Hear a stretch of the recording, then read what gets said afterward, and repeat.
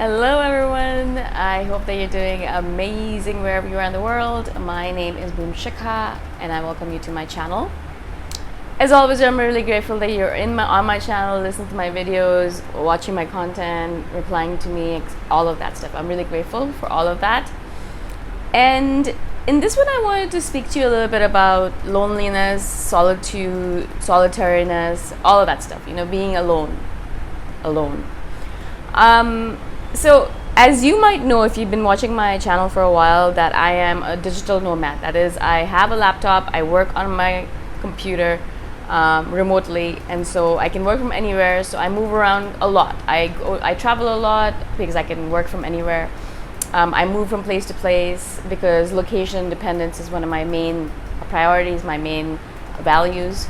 And so I have a little bit of an unusual lifestyle. I mean, a lot of people do this kind of thing nowadays, so it's not as unusual. But when I first started doing it 10 years ago, it was not as common. Now it is a little bit more common, but it's not the mainstream lifestyle, obviously. Most people live in one place, a lot of them for their entire lives, and never ever do they move anywhere.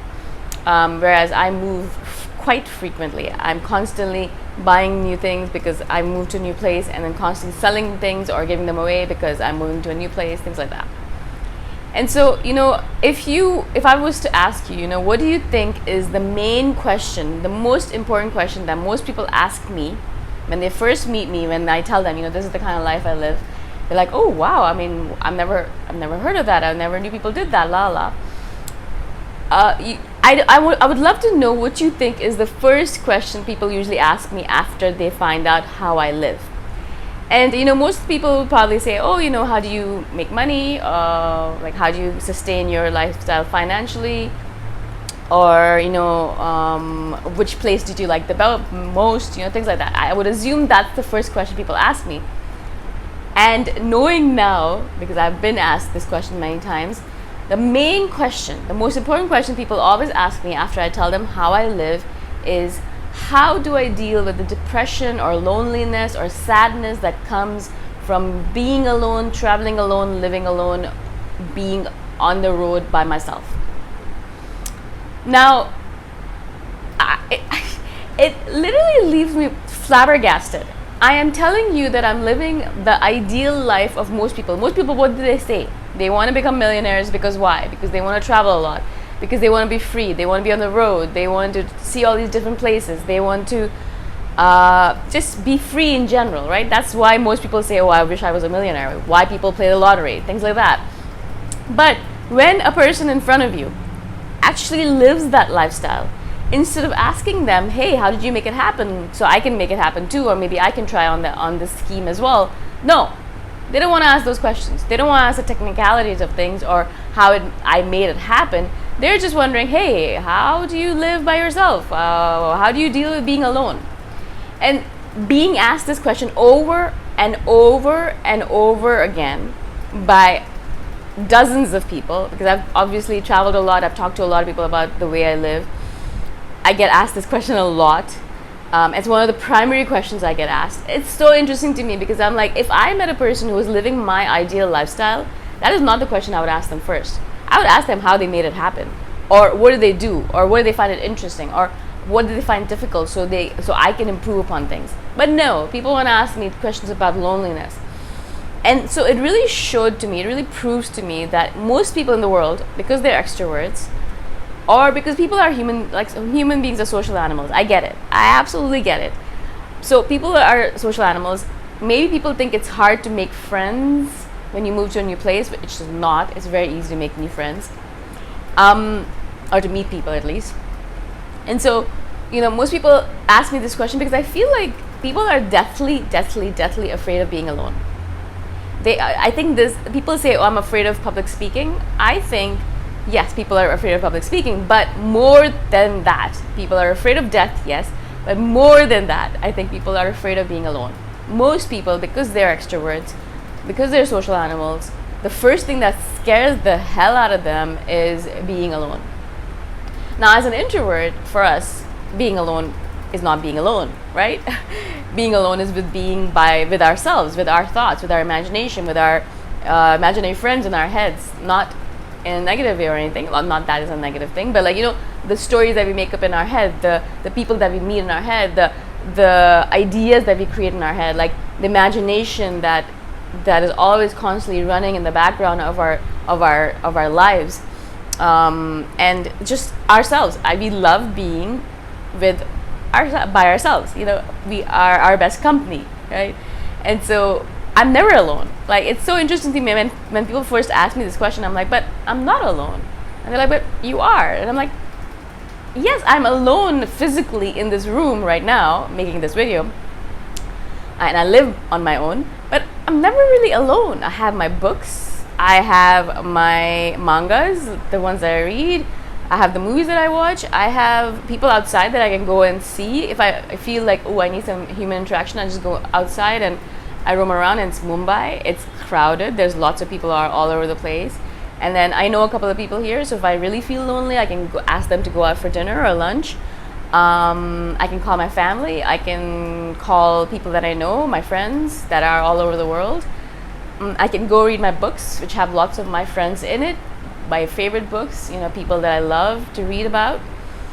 Like, I mean, this is just a brief list, but there's just so much to do, so much to learn, so much to create, so many people around me, in me, inside of me, outside of me. Like, there's just so much happening that for me to even consider the idea that I'm alone right now in this room because I'm physically alone makes no sense to me at all. Physicality has nothing to do with it. Spiritually, I'm surrounded by the beings that are in another dimension. Spiritually, I'm surrounded by the universe, the source that is constantly around me and protecting me and taking care of me and cradling me. Spiritually, I'm surrounded by whichever God you believe in, but for me, I believe in the power, the beautiful power that created all of us.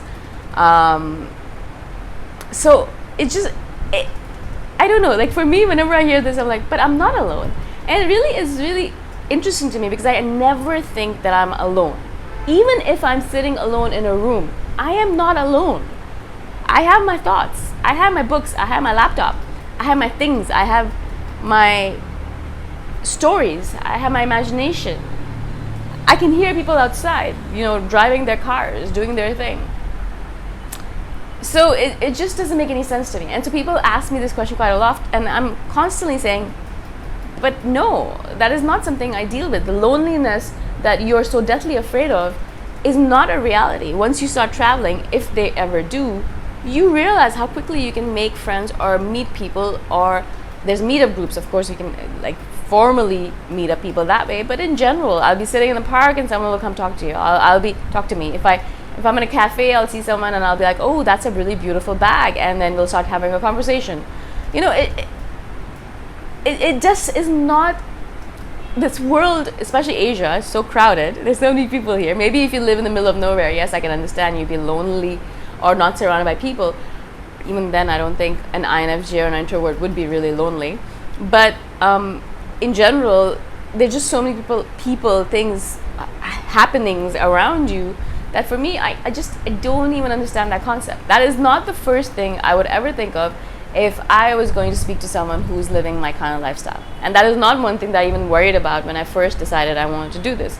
The thing I worried about was, okay, am I going to make it financially? Am I going to make it in like making sure that my family is convinced that this is okay for me to do? Because I was quite young when I started, or younger when I started.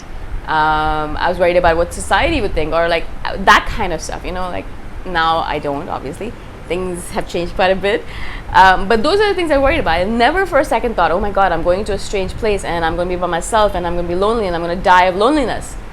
No, that is never the first thought that came to me. But when people ask me about my lifestyle, that's the first question they always ask me.